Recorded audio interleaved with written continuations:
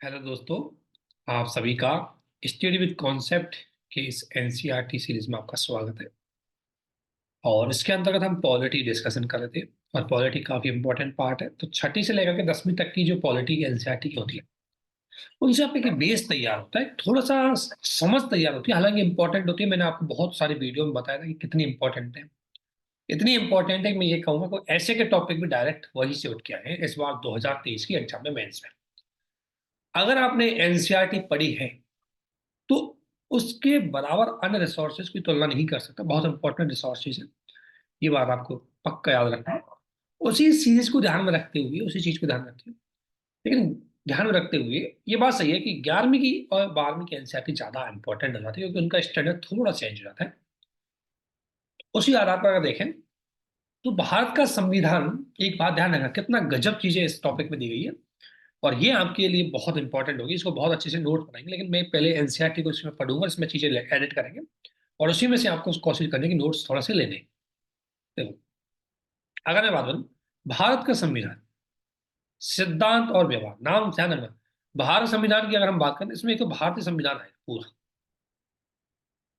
ठीक है। अगर मैं सोचता हूँ नोट्स हम बढ़ाते हैं, लोगों को नोट्स चाहिए होते हैं ना, तो नोट्स भी बढ़ाते हैं इसकी। तो थोड़ा सा, एक मिनट, अगर हम बात करें नोट्स के लिए, मैं एक बार पीडीएफ लेता हूँ।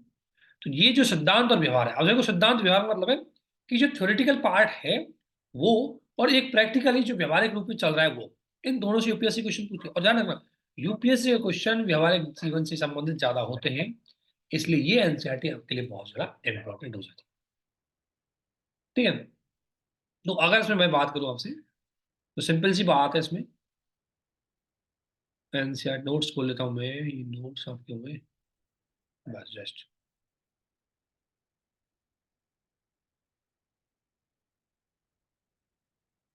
ये हुआ, ठीक है। अगर इसको मैं टॉपिक का नाम आपको देखना है, टॉपिक क्या है आपका, व्यवहार और सिद्धांत और क्या संविधान। अब संविधान के अनुच्छेद भी आएंगे, और व्यवहारिक राजनीति में क्या हो रहा है वो भी इस टॉपिक्स में पूरी एनसीईआरटी में आपको देखने को मिलेगा।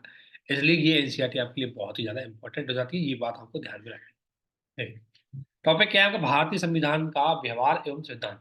तो देखो, संविधान का व्यवहार एवं सिद्धांत की अगर हम बात करें, तो वह संविधान,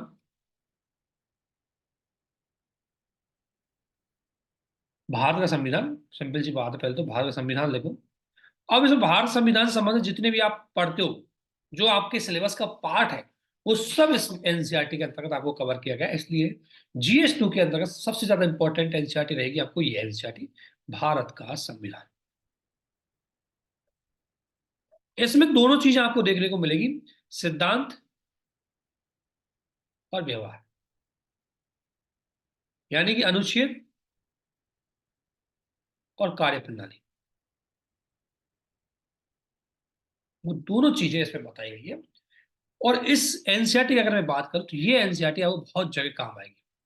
मैं आपको इसका रोल बताता हूं थोड़ा सा। ये एनसीईआरटी आपको, अगर मैं बोलूं, अगर इस एनसीईआरटी की महत्व देखें,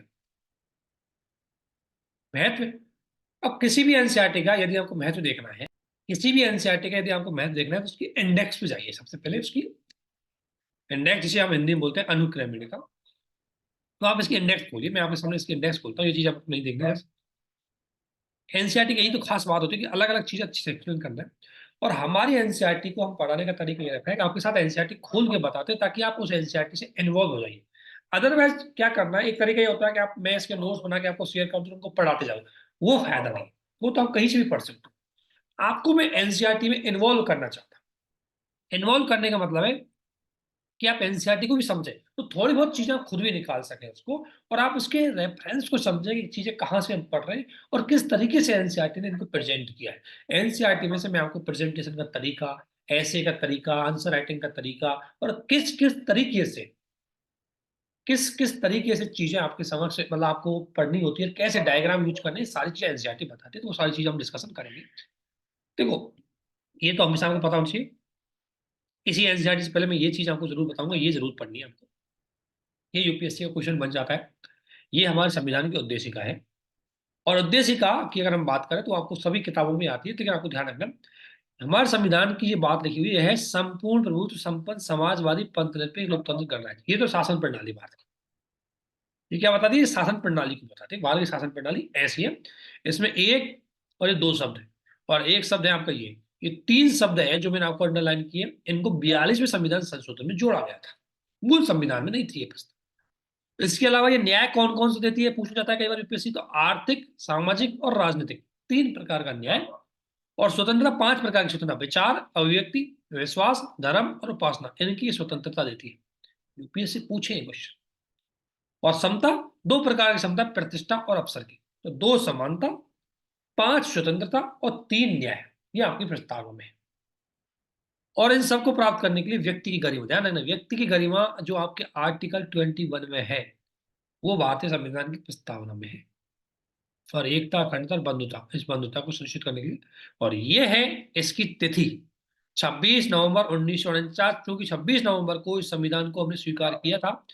इसलिए स्पष्ट रूप से बात की गई है कि इसके अंतर्गत मुख्य रूप से 26 नवंबर को ही आपका संविधान दिवस मनाया जाता है। तो सबसे पहले मैं उद्देशिका की बात करूं, उसका महत्व। उद्देशिका में अगर हम देखें, उद्देशिका के अंतर्गत, उद्देशिका आप सभी जानते हैं कि संविधान की स्थिति का, ये संविधान का एक तरह से आदर्श है। कि हम संविधान को पढ़ रहे हैं, इसलिए मैं इसको पहले यहाँ, ये तो हर किताब में होती है लेकिन मैं इसको इसलिए पढ़ रहा हूँ क्योंकि हम भारत के संविधान को पढ़ रहे हैं। तो ये आदर्श होते हैं इसमें। इसमें प्रतिबिंब होता है जो हमारे जितने भी संविधान निर्माता थे वो चाहते थे, क्या थे, जो संविधान निर्माताओं की सोच है, उस सोच को इसमें अभिव्यक्त किया गया कि वे कैसा भारत देखना चाहते थे। ठीक है ना? इसके अंतर्गत देखो शासन प्रणाली पता लगती है, भारत की शासन प्रणाली क्या होगी। शासन प्रणाली कैसी है भारत की? संपूर्ण प्रभुत्व संपन्न समाजवादी पंथ निरपेक्ष लोकतांत्रिक गणराज्य। ध्यान रखना, ये हमारा एडमिनिस्ट्रेशन है, लोकतांत्रिक गणराज्य,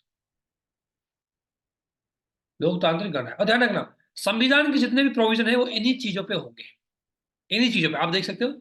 लोकतांत्रिक, लोकतांत्रिक गणराज्य। अब देखो कैसे समझा। इसमें आ गए आपके राष्ट्रपति वाला सब सब प्रोविजन, राष्ट्रपति आ गया। लोकतंत्र में आपकी संसद विधानसभाएं आएंगी, लोकतांत्रिक संस्थाएं आ गई। पंथ निरपेक्ष में आपके मौलिक अधिकार आ गए। ठीक है? इसलिए संविधान की जो प्रस्तावना है वो पूरे संविधान को कवर करती है। इसके अलावा न्याय देखो, तीन न्याय है: राजनीतिक न्याय, सामाजिक न्याय और आर्थिक न्याय। ये दोनों, ये न्याय तो कहां पर? फंडामेंटल राइट में। और ये दोनों कहां पर? डीपीएसपी के अंदर, ये न्याय। तो आपके फंडामेंटल और राइट और डीपीएस भी यहाँ कवर हो गए। तो संविधान में ये कवर आ गया। आपको पता है संविधान के भाग 3 और 4 में ये दोनों है, भाग 5 में आपका राष्ट्रपति है, भाग 6 में आपकी संसद है। तो पूरा संविधान इसमें कवर हो गया। इसलिए प्रस्तावना पूरे संविधान की समरी है। दूसरा, स्वतंत्रता। स्वतंत्रता कितनी है इसमें? विचार, अभिव्यक्ति, विश्वास, विचार, अभिव्यक्ति, विश्वास, धर्म व उपासना, पांच स्वतंत्रता है। ये दिया गया, यूपीएससी ने क्वेश्चन पूछा भी। समता की मैं बात करूं, दो प्रकार की समता है। एक है प्रतिष्ठा और एक है अवसर, ये दो समता है। इन चीजों और व्यक्ति गरिमा इसमें है ही। और इसमें दूसरा एक चीज और, ये है संविधान की तारीख बताती है, संविधान की तारीख भी बताती है। तारीख क्या है? 26 नवंबर 1949। और एक शक्ति का स्रोत भी बताती है, हम भारत के लोग। ये क्या है? आपकी शक्ति का स्रोत है।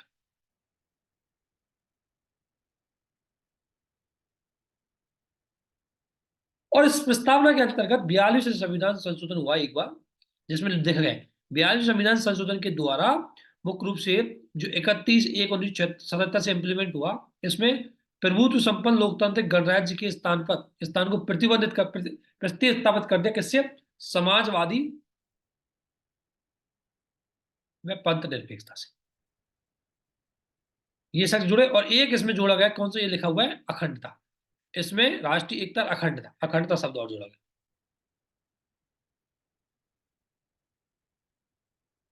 ये मुख्य रूप से आपके 42वें संविधान संशोधन के अंतर्गत इसमें शामिल किए गए थे। ये चीज आपको थोड़ा सा ध्यान में रखनी है। ये हम इसमें पढ़े। अब इसकी देखो, ये तो हमें बस इसलिए पढ़ना, अब इसकी ये इंडेक्स है, इसकी एक विशेष सूची, इसको हम देखते हैं थोड़ा सा। तो अगर विशेष सूची देखते हैं तो आप देख सकते हैं कि इसकी विशेष सूची में कितने महत्वपूर्ण टॉपिक है। सबसे पहले जो आपका, सॉरी, आपका इंट्रोडक्शन होता है, प्रस्तावना क्यों और कैसे, उसको इसमें जोड़ा गया है। जैसे पहला है प्रस्ताव, संविधान क्यों और कैसे, ये काफी इंपॉर्टेंट टॉपिक है, इसको हम डिस्कशन करेंगे। फिर संविधान के अंतर्गत अधिकार, चुनाव एवं प्रतिनिधित्व, कार्यपालिका, विधायिका, न्यायपालिका, संघवाद, स्थानीय शासन, संविधान एक जीवन दस्तावेज और संविधान एक राजनीतिक दर्शन। ये आपका, अगर मैं बात बताई गई, ये पूरी चीजें GS2 के लिए इंपॉर्टेंट है, PSIR ऑप्शनल सब्जेक्ट के लिए भी इंपॉर्टेंट है आपके लिए, और आपके ऐसे के लिए भी ये इंपॉर्टेंट। इस एनसीईआरटी को पढ़ने के बाद आपको पॉलिटी के प्री के क्वेश्चन जितने भी आते हैं, mostly UPSC and state PCS में, उन क्वेश्चनों को बहुत आसान तरीके से आप सॉल्व करने के लिए सक्षम हो जाएंगे। तो इसी चीज को ध्यान में रखते हुए अब हम इसको आगे बढ़ते हैं थोड़ा सा। देखो, एक चीज और क्योंकि हम संविधान को पढ़ेंगे, इसलिए थोड़ा सा इसको भी देख लेते हैं। भारतीय, ये आएगा वैसे आगे, लेकिन मूल कर्तव्यों को आपको ध्यान रखना है। भारतीय संविधान की अगर मैं बात करूं, नागरिकों के मूल कर्तव्य, अगला है नागरिकों के मूल कर्तव्य।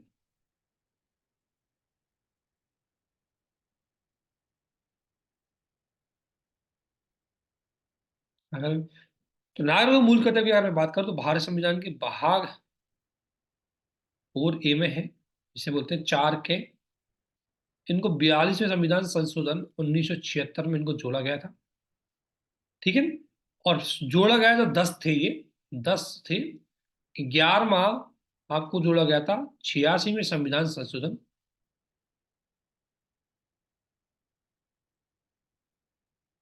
संशोधन 2002 में।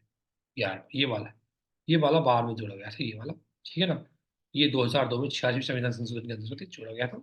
और ये आपको थोड़ा सा एक बार पता रहना चाहिए, यूपीएससी यहाँ से क्वेश्चन पूछ लेते कई बार प्री में क्वेश्चन, कि संविधान का कौन सा आपका मूल कर्तव्य है, कौन सा नहीं है। तो ये 11 मूल कर्तव्य आपको पता होना चाहिए, हर किताब की एनसीईआरटी में होते हैं, लेकिन चूंकि हम यहाँ पर भारतीय संविधान पढ़ रहे हैं और भारत संविधान की एनसीईआरटी के अंदर के टॉपिक है, इसलिए हमें इनको पढ़ना बहुत ही ज्यादा जरूरी है। ठीक है।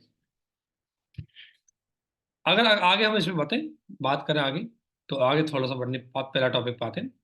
पहला टॉपिक है भारतीय संविधान, इसको थोड़ा सा हमें पढ़ना है पहले एनसीईआरटी में से, फिर लिखेंगे इसकी इंपॉर्टेंट चीजें।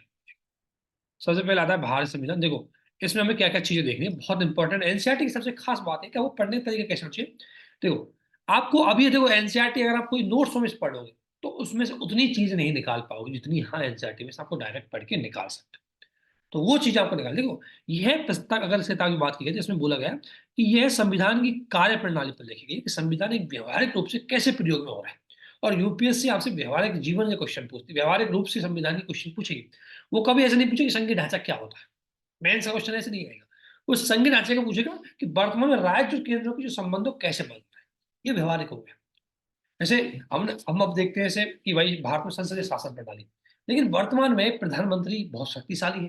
तो व्यावहारिक रूप से प्रधानमंत्री अगर शक्तिशाली है, तो ये हमारे एक तरह से क्या हो गया, जैसे राष्ट्र अध्यक्ष शासन प्रणाली के अंतर्गत राष्ट्रपति शक्तिशाली होता है, तो भारत में वर्तमान में व्यवहारिक रूप से अगर देखें तो प्रधानमंत्री शक्तिशाली हो गया। तो व्यवहारिक अलग है, तो वो सारी चीजें बताई गई। तो ये आप जानेंगे कि संविधान की कार्य प्रणाली के बारे में जानेंगे, वो सारी चीजें इसमें बताई गई है। और संविधान किसे कहते हैं, ये किसे कहते हैं, संविधान समाज को क्या देता है, संविधान समाज शक्तियों को बंटवारा कैसे करता है, और भारत में संविधान कैसे बनेगा, ये इस टॉपिक में आपको देखने को मिलेगा। तो ये एनसीईआरटी आपको बताएगी आपको क्या क्या चीजें यहाँ पर मिलेगी, वो सारी चीजें इसमें हम पढ़ने की पूरी कोशिश करेंगे। अब बहुत अच्छे से चीजें बताइए। सबसे पहला क्वेश्चन आता है कि संविधान की जरूरत क्यों पड़ती है। पहला क्वेश्चन क्या है, सबसे पहला, संविधान की आवश्यकता क्यों।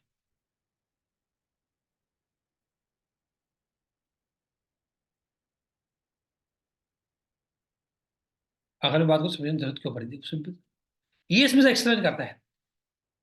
कि संविधान क्या है, इसके कार्य क्या है, समाज के लिए इसकी भूमिका है, ये हम सब चीजें देखेंगे। लेकिन इन प्रश्नों के उत्तर उतने कठिन नहीं जितना आप सोचते हैं। सबसे पहला कठिन आपको इसमें क्वेश्चन बताया गया कि भाई ये बताओ कि संविधान की आवश्यकता क्यों होती है। इसने क्या कहा? संविधान तालमेल बढ़ाता है और भरोसा दिलाता है। सबसे महत्वपूर्ण काम अगर इसमें देखोगे तो बोला गया है कि संविधान लोगों में तालमेल बढ़ाता है। कैसे बढ़ाता है खुद तो एक्सप्लेन करता है, ये खुद करें। ये कल्पना कीजिए कि आप एक बड़े समूह के सदस्य हैं, वहां पर अलग अलग धार्मिक निष्ठा वाले लोग हैं, जैसे हिंदू, मुसलमान, ईसाई। अलग अलग व्यवसाय वाले लोग हैं, अलग अलग लोगों की अलग अलग व्यवसाय, इसके अलग अलग लोगों के अलग अलग शौक है। ठीक है ना, ये सारी चीजें हैं। अलग अलग धर्म की, अलग अलग जाति के, अलग अलग व्यवसाय के, अलग अलग वर्ग की, और हर व्यक्ति की अलग अलग इच्छा है। अब ऐसी स्थिति में अगर आप कोई डिसीजन ले तो किसके आधार पर लेंगे, किसके डिसीजन को अच्छा माने, किसको ज्यादा वरीयता दी जाए, कैसे डिसीजन तक पहुंचा है, ये सारी चीजें डिसाइड करने के लिए हमारे पास कुछ कॉमन रूल होने चाहिए। और वही कॉमन रूल हमारे संविधान। यही बात उसमें कहा गया। ये संविधान की सबसे महत्वपूर्ण व्यवस्था। लोग बोलते हैं कि संविधान क्या है, सबसे पहले इसकी जरूरत क्यों पड़ी? क्योंकि समाज में जैसे कुछ कोई छोटा सा समाज है, 10 आदमी रहते थे, तो 10 आदमी ने अपने नियम बनाए ताकि देखो, मान लो, अब सिंपल सी बात है, परिवार में 10 सदस्य हैं, और परिवार के 10 सदस्यों की अलग अलग इच्छाएं हैं। किसी की मान लो टीवी देखने की आदत है, किसी की मोबाइल देखने की आदत है, किसी की टीवी में सास बहू का नाटक देखने की आदत है, किसी की क्रिकेट देखने की आदत है, किसी की मूवी देखने की आदत है। अब एक टीवी है और 10 आदमी है, तो ऐसी स्थिति में वो उस पर बात नहीं बनेगी, तो वो एक नियम बना देंगे कि ऐसे करो, 10 से 5 आप देखो, मतलब 2 से 4 आप देखो, 6 से 8 ये देखो, 10 से 12 ये देखेगा, तो एक नियम बन गया। ताकि उनमें सब में एक लाइजिंग हो गई, समन्वय, सभी में एक समन्वय हो गया, तालमेल बैठ गया। इसलिए ये कहा गया कि संविधान भी किसी देश का है, और वह देश का, किसी देश का एक बड़ा समाज है, जिसमें अलग अलग व्यवसाय और अलग अलग जाति, अलग अलग लोग रहते हैं। तो आप कल्पना करो कि इन लोगों में कैसे किसी व्यक्ति को किसी की संपत्ति रखने की इजाजत होनी चाहिए, बच्चों को स्कूल भेजना चाहिए, इनके निर्णय कैसे होते हैं, ये सारी चीजें आपको बताएगा कौन संविधान। और ध्यान रखना, इन सभी चीजों पर सहमति होनी चाहिए, कैसे? शांतिपूर्ण तरीके से। लेकिन इस पे लोग एक साथ रह सकते हैं, वे बुनियादी नियमों के बारे में सहमत हो जाए, इस ये नियम क्यों होते हैं? तो इसलिए कहा जाता है कि संविधान का सबसे पहला काम होता है कि वे बुनियादी नियमों का एक ऐसा समूह उपलब्ध करवाता है जिससे समाज के सदस्यों की न्यूनतम समन्वय और विश्वास बढ़े। तो यह है संविधान। अब देखो इसको, ये इंपॉर्टेंट है कि संविधान क्या है। संविधान की आवश्यकता क्या है? सबसे पहले आवश्यकता, समाज में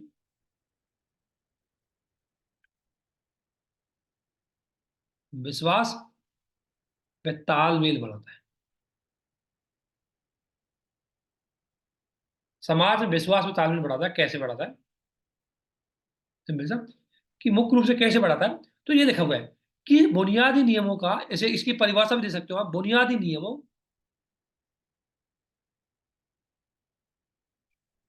का समूह, ऐसा समूह समूह उपलब्ध कराता है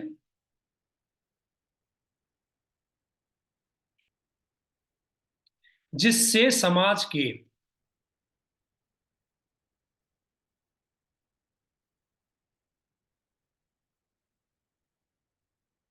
सदस्यों में एक न्यूनतम समन्वय एवं विश्वास बना है। अब देखो इसको थोड़ा एक्सप्लेन करें। ये तो इसका महत्वपूर्ण एक पहला काम है, संविधान का सबसे महत्वपूर्ण काम। ये इसमें लिखा है संविधान का पहला काम है, संविधान एक तरह से क्या होता है, बुनियादी नियमों का समूह है। अगर हम बात करें सिंपल से, आगे बढ़े इसमें, देखो थोड़ा सा। अब देखो, सबसे पहले बात आती है बुनियादी नियम। अगर मैं बात करूं बुनियादी नियम क्या होते हैं, तो बुनियादी नियम कैसे? सबसे पहला, जरूरी नियम जो समाज के लिए आवश्यक है।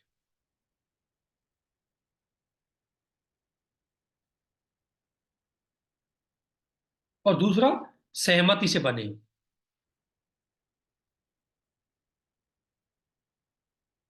ऐसा नहीं सहमति से बना हुआ है, जैसे। और समन्वय कैसे बैठाएगा, और समन्वय कैसे बनाता है? समन्वय, ये समन्वय बैठाता है, समन्वय कैसे स्थापित करता है वो देखो। समन्वय स्थापित करता है, देखो, स्थापित करते हैं, समन्वय स्थापित करते हैं। जैसे सिंपल से एक एग्जांपल मैं आपको देता हूँ।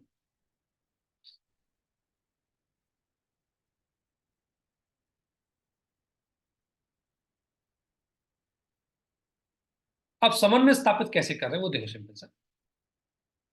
समन्वय स्थापित करने के लिए, जैसे आपको बात करूं, भारत में धार्मिक विविधता है।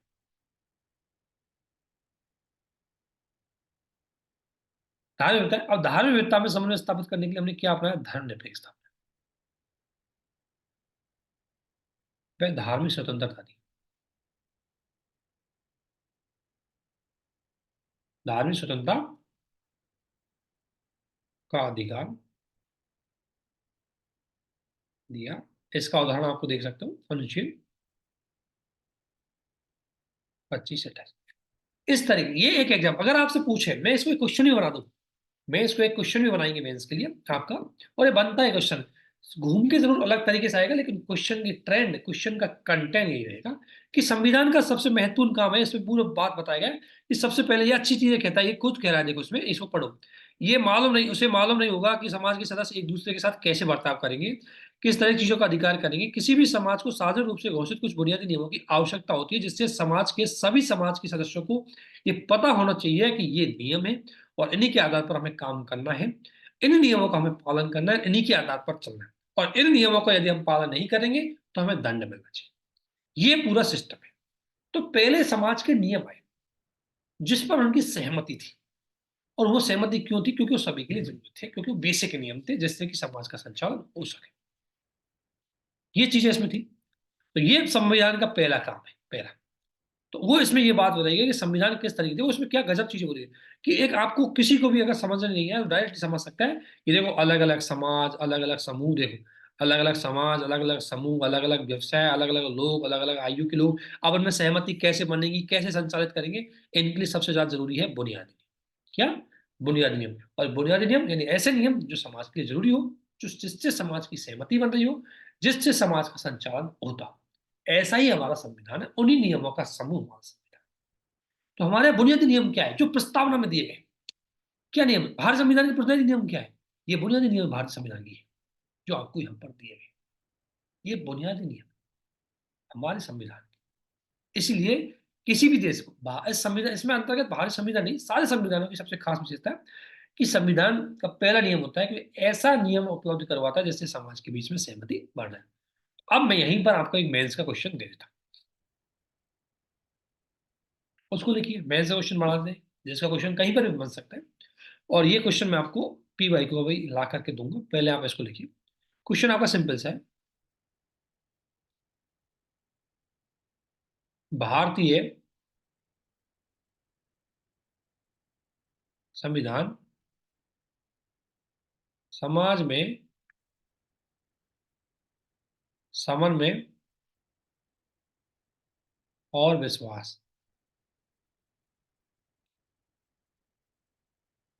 को स्थापित करता है। उदाहरण सहित व्याख्या करें। स्थापित करता है, उदाहरण सहित व्याख्या करें।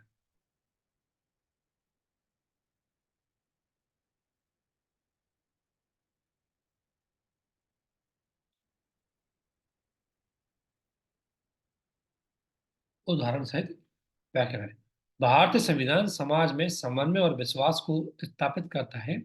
उदाहरण सहित आपको क्या करनी है? इसकी व्याख्या करनी है। यही क्वेश्चन है, आप इसको एक्सप्लेन कीजिए। ठीक है।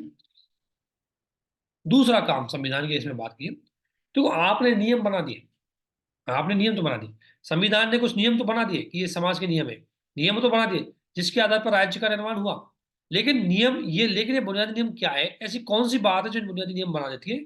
ये सारी चीजें आपको पता लगेगी। तो इसमें दूसरा काम है निर्णय निर्माण की शक्तियां। संविधान का उत्तर है वो, संविधान में सारी चीजें बताई गई है। एक बहुत चीजें अच्छी से कनेक्ट की गई। देखो चलो मान लो कि आपको कै नियम बनाने की इच्छा है, लेकिन दूसरा व्यक्ति कै नियम बनाता है। सबसे बात आपने कह दी भाई बुनियादी नियम होने चाहिए, लेकिन उन नियमों को बनाएगा कौन? एक व्यक्ति अलग नियम बनाने की बात करता है, एक व्यक्ति अलग नियम बनाने की बात करता है। तो इसलिए ये तय होता है कि सबसे पहले किसकी इच्छा वाले नियम हम बनाएं, जिसके अंतर्गत सभी को रखना चाहते हैं। तो इस विवाद को कैसे सुलझाए, कि कैसे नियम बनाए जाए? तो इस विवाद को कैसे सुलझाए? इसलिए हम नियम बनाने वाली संस्था बना दो एक, वह मिलकर नियम बनाएगी। तो संविधान दूसरी ओर ये करता है कि संविधान निर्णय निर्माण की शक्ति भी निर्धारित करता है। संविधान इस प्रश्न का उत्तर देता है कि वह समाज में शक्ति का वितरण समाज में स्पष्ट रूप से तय करता है। संविधान तय करता है कि कानून कौन बनाएगा, कानून का निर्माता कौन होगा। जैसे सोवियत संघ में संविधान के अंतर्गत एक पार्टी का शासन था, भारत संविधान के अंतर्गत लोकतांत्रिक पार्टी का शासन है। तो दूसरा संविधान का काम यह है, इसने बताया गया कि दूसरा संविधान का सबसे महत्वपूर्ण काम है कि समाज में निर्णय लेने की शक्ति किसके पास होगी, यह संविधान डिसाइड करता है। तो दूसरा क्या है, अगर मैं बात करूं दूसरे काम की,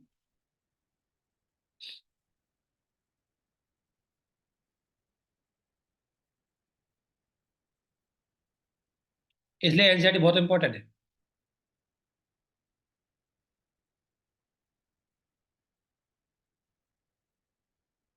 क्या यूनिट क्या था ना, देखो अब इसमें दूसरा काम, पहला काम हमने बता दिया, अब दूसरा काम है, ये तो हो गया आपका पहला।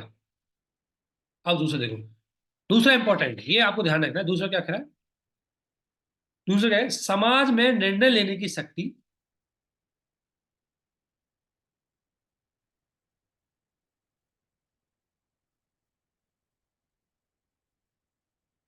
शक्ति किसके पास होगी, होगी, और सरकार कैसे निर्मित होगी।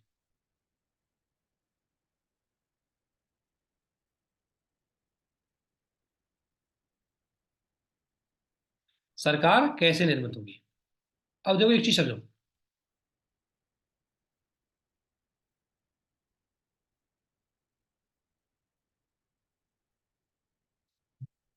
अगर हम इसकी व्याख्या करें थोड़ी सी, तो समाज में निर्णय लेने की शक्ति किसके पास होगी, तो सरकार कैसे निर्मित होगी। तो इसमें यह है कि ये क्या कैंसर है कि मुख्य रूप से सरकार का संगठन,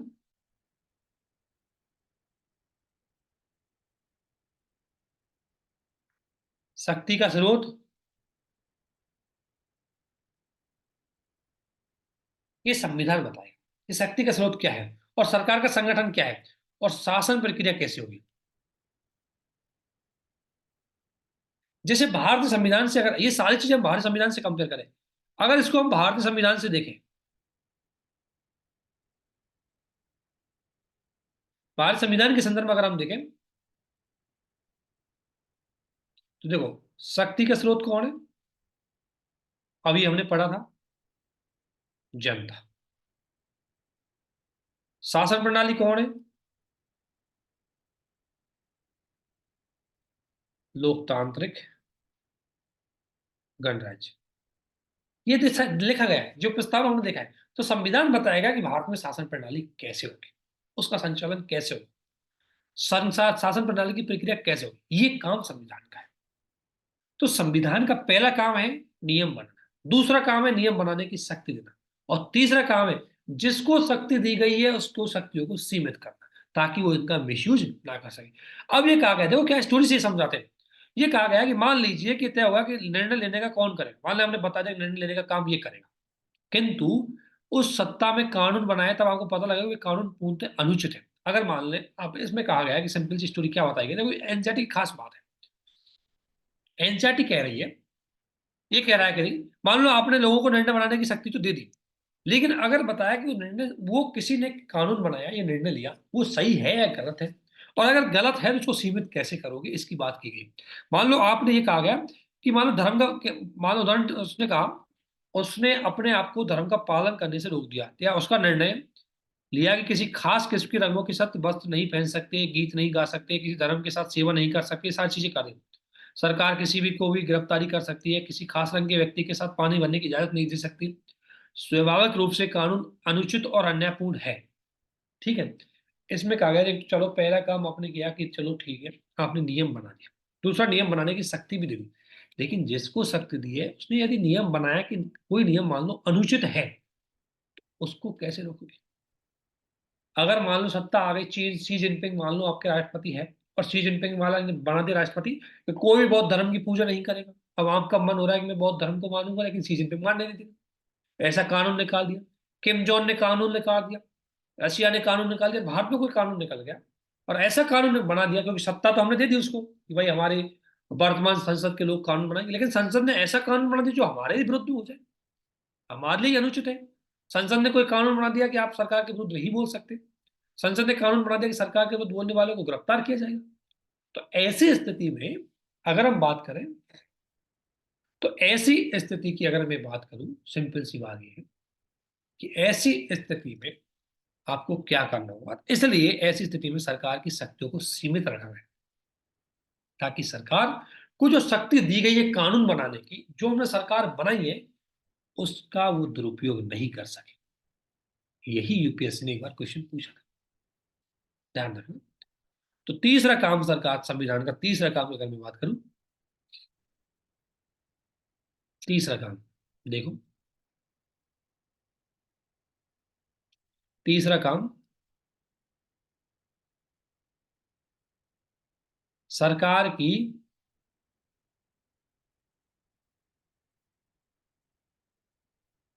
शक्तियों पर सीमा है, अर्थात सीमित सरकार। ये काम कौन करता है? संविधान करता है। अब संविधान, आपको पता है संविधान कई तरीके से सरकार को सीमित कर सकता है। अब सीमित कई तरीके से कर सकता है, जैसे संविधान करता है, और कैसे कर सकता है, जैसे मान लो एक तो लोगों को मौलिक अधिकार दे दिए, मौलिक अधिकारों के माध्यम से। कैसे करता है? देखो, मौलिक अधिकार के माध्यम से।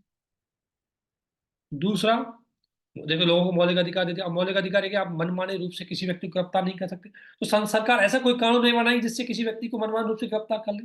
सरकार ऐसा कोई कानून नहीं बनाई जिससे किसी व्यक्ति की स्वतंत्रता को सीमित किया जा सके। सरकार ऐसा कोई कानून नहीं बनाई जिससे किसी धर्म को ठेस पहुंचाया जा सके। अगर ऐसा बनाया तो मौलिक अधिकार का उल्लंघन होगा, और मौलिक अधिकार का उल्लंघन होते ही व्यक्ति आर्टिकल 32 के अंतर्गत नेट लगा करके सुप्रीम कोर्ट में चला जाएगा। इसलिए मौलिक अधिकारों के माध्यम से। दूसरी बात, स्वतंत्र और निष्पक्ष न्यायपालिका के माध्यम से।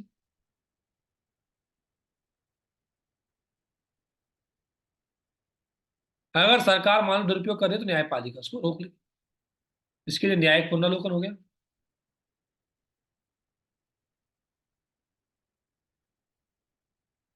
ठीक है ना? इसलिए मुख्य रूप से पहला काम करते हैं, ये हमारा संविधान काम है, सीमित सरकार की स्थापना। और सीमित सरकार की स्थापना में आपका ये काम है, और यूपीएससी इसका क्वेश्चन आपसे पूछ रही है। इससे ही हम क्या बोलते हैं? संविधानवाद बोलते हैं। इसे क्या बोलते हैं हम? संविधानवाद, क्योंकि संविधान का शासन है। इसे क्या बोलते हैं हम? संविधानवाद। ठीक है ना? संविधान का कहते हैं। इसका क्वेश्चन यूपीएससी ने आपसे पूछा भी गया था। तो मैं आपको क्वेश्चन, मेरे पास है शायद, मैं वो क्वेश्चन लेके आता हूँ। यूपीएससी ने इसका क्वेश्चन आपसे पूछा गया था कि देखो, आपको संसद ने सबको शक्ति दे दी, सब चीज कर दी, लेकिन संसद अगर किसी प्रकार का कोई कानून का उल्लंघन कर रही है, तो फिर उसको कैसे कर सकते हैं, ये सारी चीजें इसमें बताने की बात करेंगे। और यूपीएससी का 2 बार ये क्वेश्चन आया है, 2 बार लगभग लगभग ये क्वेश्चन पूछा है। और ये क्वेश्चन यहाँ एनसीईआरटी में से ही आपको समझ में आएगा। इसलिए हमारी सबसे पहले ये रहती है कि आप एनसीईआरटी को थोड़ा सा समझें, कि आपको मतलब कैसी चीजें आपको पता होनी चाहिए, किस तरीके से आपसे सवाल बन सकते हैं। और ये सारी चीजें अगर आपको पता होगी तो उससे आपको बहुत आसानी होगी सॉल्व करने में। और एनसीईआरटी कोई ऐसी छोटी चीज नहीं है कि आपको वैसे ही पूछ लिया गया। यहाँ से बहुत सारे क्वेश्चन आते हैं, मैं कुछ क्वेश्चनों को आपके साथ शेयर करूंगा। ठीक है, जो यूपीएससी आपसे कई बार पूछ चुकी है। तो अभी तक हमने देखा, इसके 2 कार्य देखे। एक काम होता है इसको सीमित शक्तियां वाला, एक काम होता है इसको शासन संचालन का किसके पास होगा, एक काम होगा कि बुनियादी नियम होंगे। ठीक है ना? तो वो सारी चीजें इसमें दी गई है। जैसे कुछ क्वेश्चन है आपके पास, जैसे क्वेश्चन में आपको बताया था अब तक हमने क्या क्या किया। तो मैंने 2 3 चीजें आपको बताया था। जैसे एक क्वेश्चन हमने अभी तक डिस्कशन किया है इसमें। देखो, मैं आपको क्वेश्चन भी लाके आ रहा सब। देखो, ये आपसे पूछा गया सिंपल सा इसमें। एक क्वेश्चन जब भी आपने प्रस्तावना बताया था, 26 जनवरी 1950 को भारत के संविधान की वास्तविक सांविधिक स्थिति का मतलब है जो संविधान में लिखी हुई स्थिति। तो संविधान की थी प्रस्तावना, 26 जनवरी 1950 को भारतीय प्रस्तावना ये थी। ये बात मैंने आपको बताई थी शुरू में। ठीक है ना? ये बात ऑलरेडी आपको बताई थी। बाद में स्थिति ये हो गई, बाद में क्या हो गई, ये हो गई। लेकिन 26 जनवरी तक ये थी। बाद में 42वें संविधान संशोधन के अंतर्गत ये स्थिति हो गई भारतीय संविधान। एक तो ये क्वेश्चन जो आपको पता होगी। दूसरा, अगर मैं बात करूं, जो आपको मैंने अभी प्रस्तावना पढ़ाई थी उसी में से क्वेश्चन 2 3 ले लेता हूं मैं सामने ही। देखो, प्रस्तावना क्या है? भारतीय संविधान निम्नलिखित में उद्देश्यों में से भारत संविधान के उद्देशिका में भाग नहीं है। विचार अभिव्यक्ति स्वतंत्रता, आर्थिक स्वतंत्रता, अभिव्यक्ति स्वतंत्रता और विश्वास स्वतंत्रता। तो मैंने आपको स्वतंत्रता पढ़ाई थी, अगर आपको देखें स्वतंत्रता कौन कौन सी है, देखो कौन कौन सी स्वतंत्रता इसमें ली गई है। विचार है, अभिव्यक्ति है, विश्वास है, धर्म है, उपासना है, लेकिन आर्थिक स्वतंत्रता नहीं है। इसलिए आपका आंसर क्या होगा इसमें डायरेक्टली? आपका आंसर इसमें डायरेक्टली क्या हो जाएगा? ये सिंपल सा आंसर है, आपका आंसर होगा आर्थिक स्वतंत्रता। आर्थिक स्वतंत्रता को भारतीय संविधान में शामिल नहीं किया गया, इसकी जगह हमने आर्थिक न्याय को स्वीकार किया है। ठीक है, इसी प्रकार से बहुत सारी चीजें हैं इसमें जो आपसे पूछी जाती है। एक होता है कि भारतीय संविधान की जो क्या सी चीज है जिसमें, जैसे अभी मैं बता रहा हूँ ये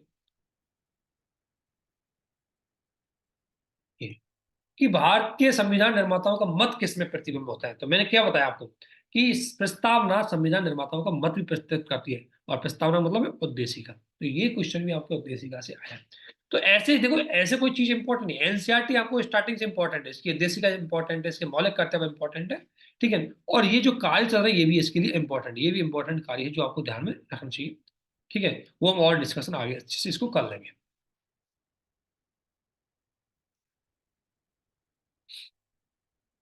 इसको आगे और भी डिस्कशन हम और बेहतर तरीके से वो कर लेंगे। लेकिन ये चीजें आपको थोड़ा सा समझ में आनी चाहिए कि किस तरीके से इसके क्वेश्चन आए। एक क्वेश्चन जो 2 बार यूपीएससी से पूछा, मैं उसी को ढूंढ रहा हूँ, वो मिल जाए एक बार, तो इससे थोड़ा इजी हो जाएगा, आपको पता लग जाएगा कहाँ ये इंपॉर्टेंट पार्ट है जो रह गया चीजें।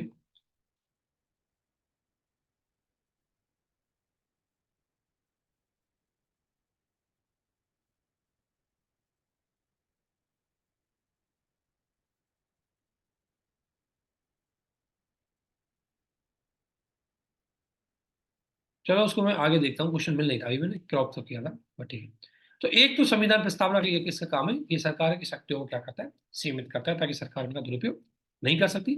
और ये सारी चीजें मैंने बताई थी किस तरीके से सीमित करता है। अगला आता है, इसका एक काम और है जो हम और देख लेते हैं। अगला काम कहता है कि तो अब आपने, ठीक है, समाज में आपने नियम बना दिए और नियम बनाने की शक्ति भी दे दी, और नियमों को, शक्तियों को सीमित करने की चीज दे दी, लेकिन समाज केवल नियमों से नहीं चलता। समाज में और सारी समस्याएं भी होती है, और उस समस्या है कि समाज में गरीबी, भूखमरी, कोई पिछड़ा हुआ है। तो इसलिए हर नागरिक की कुछ आकांक्षाएं होती है, समाज की कुछ आकांक्षाएं एवं लक्ष्य होते हैं। तो आप सभी जानते हैं, अधिकतर दुनिया के जो संविधान थे अब तक बने, उन संविधानों में अगर मैं बात कर, जितने भी संविधान है, जैसे सबसे पहले संविधान मान लो ब्रिटेन का बना, उसके बाद अमेरिका का बना, अब तक की दुनिया के संविधान जो थे, अभी तक संविधान, दुनिया के संविधानों ने,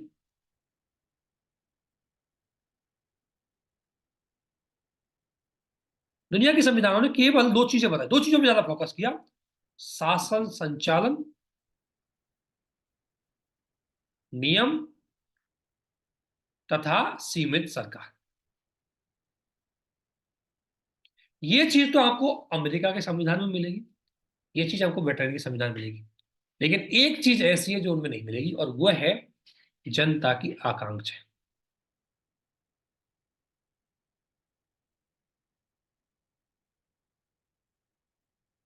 जनता की आकांक्षा यानी कि सामाजिक न्याय, सामाजिक क्रांति। आप सभी जानते हैं कि भारतीय संविधान, अगर बात करें, भारतीय संविधान का एक अत्यंत अलग ही तरह का ढांचा है, जिसने लोगों को एक नए प्रयोग कहा। उन्होंने कहा कि सरकार को शक्तिशाली बनाएंगे वो अलग है, सरकार को सीमित करेंगे वो अलग है, लेकिन इसके साथ साथ समाज में गरीबी, भुखमरी, असमानता है, उसको भी हम समाप्त करेंगे। इसलिए हमारा उद्देश्य क्या था? जनता की आकांक्षा पूरी करना, अर्थात जन कल्याणकारी सरकार। इसलिए भारतीय संविधान दुनिया से एकदम अलग रहा, कि हमारा संविधान एक ऐसा संविधान होगा जो समाज में जाति व्यवस्था को समाप्त करेगा, मतलब भेदभाव को समाप्त करेगा, सभी के साथ समानता स्थापित करेगा, गरीबी को दूर करेगा, भुखमरी को दूर करवाएगा, सरकार से जन कल्याणकारी कार्य करेगा। इसलिए हमारा संविधान एक एक्स्ट्रा काम और करता है, और वह जिसमें देख सकते हैं, जैसे दक्षिण अफ्रीका में नस्लीय स्थिति चल रही थी, भारत में जातिगत भेदभाव चल रहा था, इसलिए भारतीय संविधान निर्माता इस बात को भली भांति समझ गए कि समाज में संविधान का महत्व केवल शासन संचालन का नहीं, बल्कि समाज की बुराइयों को और समाज में कमजोरियों को दूर करना भी है। इसलिए भारत में संविधान निर्माताओं ने एक ऐसा राज्य बनाने की बात करी जो जन कल्याणकारी हो।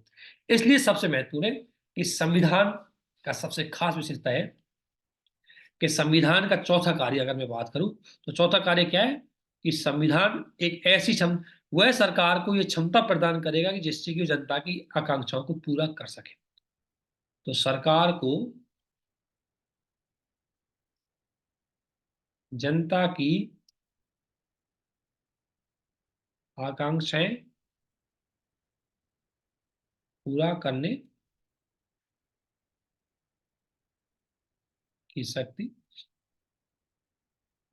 तथा न्यायपूर्ण समाज की स्थापना करने पर बल देता है। न्यायपूर्ण समाज का मतलब है जन कल्याणकारी राज्य। और भारत संविधान के संबंध में देखें तो नीति निर्देशक तत्व।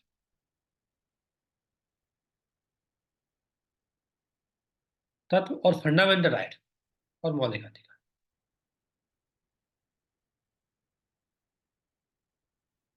मौलिक अधिकार और फंडामेंटल राइट इस बात की बात करते हैं। जैसे देखो ये बात है, देखो इसमें एक अच्छी चीज कहा गई, देखो इसको पढ़ो थोड़ा सा, एक लाइन में पढ़ो कि देखो सरकार है, संविधान है, सरकार की शक्तियों को नियमित करता है, नियंत्रित करता है। यही काम नहीं है केवल, उसका मतलब है कि समाज की भलाई भी करे। और समाज की भलाई, जैसे दक्षिण अफ्रीका के संविधान में अनेक उत्तरदायित्व होता है, तो ये सरकार पर्यावरण संरक्षण को बढ़ावा देगी, सरकार अन्यायपूर्ण लोगों के भेदभाव को समाप्त करेगी। इंडोनेशिया सरकार की जिम्मेदारी है कि सरकार राष्ट्रीय शिक्षा ये संविधान ने बोली है। तो अलग अलग राज्यों की केस स्टडी में आप ले सकते हो कि केवल भारत नहीं, जितने भी नए एशियन अफ्रीकन कंट्री आए थे उन्होंने अपनी सामाजिक समस्याओं पे फोकस किया। तो जो ये एग्जांपल दे सकते हैं आप दक्षिण अफ्रीका का, कि दक्षिण अफ्रीका में संविधान ने लिखा कि वह पर्यावरण संरक्षण पे काम करेगी सरकार। और इंडोनेशिया ने लिखा कि सरकार राष्ट्रीय व्यवस्था के अंतर्गत संविधान राष्ट्रीय शिक्षा की बात करेगा। और यही बात भारतीय संविधान ने भी स्वीकार की। यही बात भारत संविधान में लिखी गई है। इसलिए यहां लिखा हुआ है कि राज्य के नीति निर्देशक तत्व भी सरकार के लोगों की आकांक्षाएं पूरी करने की अपेक्षा करते हैं। और संविधान में अच्छी बात है कि हमें इन आकांक्षाओं को पूरा करना चाहिए, लोगों के बदलाव करना चाहिए। इसलिए अब आपका एक क्वेश्चन हो जाता है सबसे महत्वपूर्ण, जो आपको ध्यान में रखना है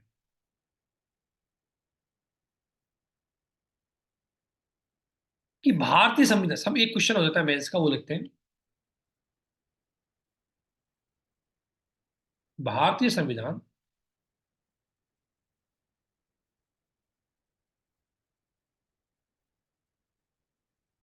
तो भारतीय संविधान न केवल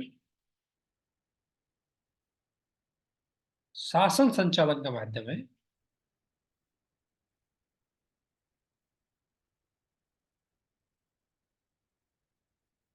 बल्कि सामाजिक न्याय,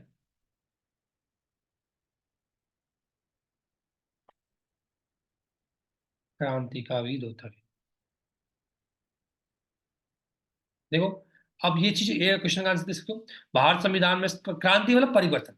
तो पहले समाज असमानतापूर्ण था, हमारे समाज ने जाति व्यवस्था को समाप्त किया, आर्टिकल 17। समानता की स्थापना की, आर्टिकल 14। उन चीजों को आपको यहाँ कोट करना है, ठीक है ना। तब जाकर के आपको ये क्वेश्चन होगा। ये क्वेश्चन एक बार हम भी करवा दें क्योंकि नए लोग हो सकते हैं जिनसे क्वेश्चन नहीं है। लेकिन ध्यान रखना, इसका मतलब ये है, यहां से क्वेश्चन का आंसर होगा आपका जो मैंने बताया, जनता की आकांक्षाएं। देखो जैसे ये क्या है, समाज में परिवर्तन कर रहा है नहीं कर रहा, अफ्रीका का संविधान नहीं कर रहा कि समाज को पर्यावरण का अधिकार दे रहा है, शिक्षा का अधिकार दे रहा है, समाज में क्या कर रहा है, सामाजिक न्याय स्थापित कर रहा है, वंचित वर्गों को अधिकार दे रहा है। ये क्या है, ये सामाजिक न्याय की, ठीक है। तो ये क्वेश्चन भी आपका आ सकता है, इसको आपको लिखना है 250 शब्द में, जो आपके लिए इंपॉर्टेंट। अगला इसमें एक कॉन्सेप्ट बनता है कि समाज संविधान, ये क्वेश्चन भी बनता है, कॉन्सेप्ट भी बनता है, ठीक है ना, कि राष्ट्र की बुनियादी पहचान, कि क्या संविधान राष्ट्र की बुनियादी पहचान होती है। अगली चीज ये सबसे महत्वपूर्ण है कि समाज, संविधान होता है वो समाज की क्या करता है, पहचान करता है। ये क्या करता है, संविधान किसी भी समाज की बुनियादी पहचान होती है। इसका मतलब है कि संविधान के माध्यम से आप किसी समाज को पहचान सकते हो, समाज कैसा है।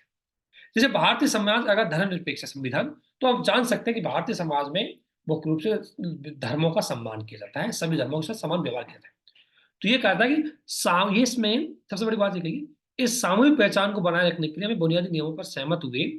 संविधान बनाने के लिए अनेक प्रकार की शक्तियां भी दी, लेकिन इन बुनियादी नियमों और सिद्धांतों पर सहमत होकर हम मूलभूत राजनीतिक पहचान बनाते हैं, पहली बात। दूसरा, संवैधानिक नियमों का एक ऐसा विशाल समूह होता है जिसके अंतर्गत व्यक्तिगत आकांक्षाएं, लक्ष्य सभी आ जाते हैं, ठीक है। और क्या काम है, किस तरह की चीजें है। तो एक तो ये आकांक्षाएं पूरी करता है और राष्ट्रीय पहचान बनाता है। तो कैसे बनाता है, वो सारी चीजें आपको इसमें दिखाई गई है। कैसे कि अगर हम दुनिया भर के संविधानों को देखें तो अलग अलग स्वरूप दिखाई देता है ना। कुछ जगह सीमित सरकार है, कुछ जगह अलग प्रकार की सरकार है, कुछ जगह संविधान में नस्ल के आधार पर भेदभाव होता है, अलग सारी चीजें चलती है। तो सबसे पहली बात है कि संविधान आपकी बुनियादी पहचान करता है। तो अगला आता है संविधान बुनियादी पहचान के रूप में।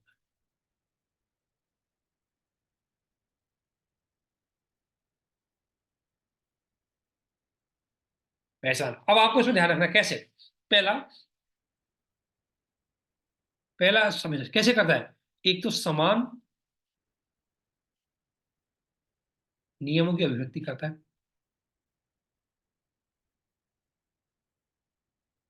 दूसरा, सामाजिक विविधता को बताएगा। जैसे भारत संविधान में भारत संविधान में मौलिक अधिकार, धार्मिक स्वतंत्रता है।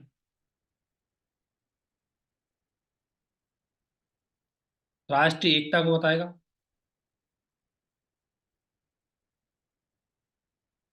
है ना। शासन प्रणाली को बताएगा। अगर कोई भारत की बात, अगर राजनीतिक आधार पर देखेंगे तो कोई व्यक्ति, बाहर का व्यक्ति विदेश में जाएगा तो क्या बोलेगा कि ये आदमी रिपब्लिक ऑफ इंडिया का आदमी है। किसका है, रिपब्लिक ऑफ इंडिया। तो ये आपकी एक पहचान बताता है कि भारत संविधान कैसा है, रिपब्लिक है। भारत संविधान कैसा है, गणतांत्रिक है। तो ये उसकी सबसे महत्वपूर्ण बात है कि उसकी उसकी क्या करता है, पहचान करता है, उसको ये बताता है बहुत बेहतर तरीके से। तो राष्ट्रीय एकता, शासन प्रणाली, जैसे भारत क्या है, एक धर्मनिरपेक्ष, समाजवादी, लोकतांत्रिक दंड है। तो ये चीजें ही बताता है। इसलिए ये चीज आपको ध्यान रखनी है कि हमारी अव्यक्तीय राष्ट्रीय, देश की राष्ट्रीय सरकार, राष्ट्रीय चीजों के बारे में बताता है, संविधान की सजातिया को बताता है। अब आता है संविधान की सत्ता। अगर हम संविधान की सत्ता के बारे में देखें कि संविधान कैसे सत्ता में आता है, तो आपको पता है कि जैसे संविधान की सत्ता, जैसे अगर हम सबसे पहले बात करते हैं वेटरन के संविधान की, तो वेटरन का संविधान कोई लिखित संविधान नहीं था। वो सभी चीजें ऐसी चल रही थी, परंपराओं के माध्यम से चल रही थी, ठीक है ना। और उन्हीं के आधार पर उसका संचालन हो रहा था। तो ये सारी चीजें इसमें दिखाई गई है। और चूंकि टॉपिक बहुत बड़ा है तो थोड़ा सा इसको कंटिन्यू करेंगे, लेकिन बहुत अच्छा है, इसमें बहुत सारी चीजें इसमें कवर करेंगे, ठीक है। और ये 11वीं की एनसीईआरटी है, इसको एक ध्यान रखना बहुत अच्छे से। मैं आपको बता रहा हूँ ये कितनी इंपॉर्टेंट है, इसका मैं कह नहीं सकता, बहुत ज्यादा इंपॉर्टेंट है ये। इसको आपको बहुत अच्छे से कवर करना है और बहुत अच्छे से हम इसको पूरा करने की पूरी कोशिश करेंगे। टॉपिक इसमें बड़े हैं लेकिन इंपॉर्टेंट है। थोड़ा मैं मान रहा हूँ कि हमारा समय लग रहा है इसमें, लेकिन इसको हम कवर करने की पूरी कोशिश करेंगे। पॉलिटी की एनसीईआरटी ज्यादा समय खाई, क्योंकि इसमें बहुत सारी चीजें ऐसी होती है जो आपको एक्सप्लेन करनी पड़ती है।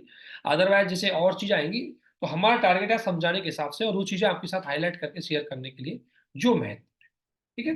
तो इन सभी चीजों को ध्यान रखते हुए आगे हम इसमें पढ़ेंगे। अगला है इसमें टॉपिक कि संविधान सत्ता को कैसे बताता है। अभी तक तो हमने संविधान की जरूरत देखी। अब संविधान अगला आता है हमारे कि संविधान की सत्ता।